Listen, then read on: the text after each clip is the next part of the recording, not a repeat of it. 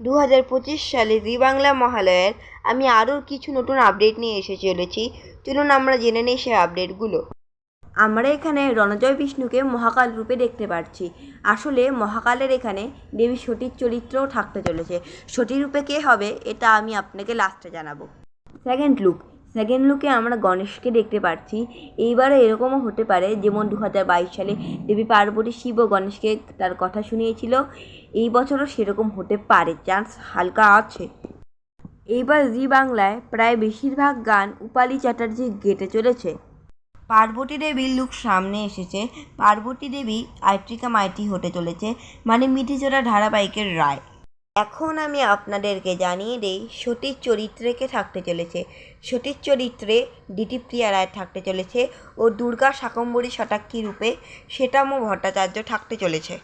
আপনারা কারা কারা 2025 সালের মহালয়া দেখার জন্য খুব এক্সাইটেড আমাকে কমেন্টে জানাবেন। আপনারা দেখতে থাকুন আমার চ্যানেল দুর্গা এডিট 02। নমস্কার।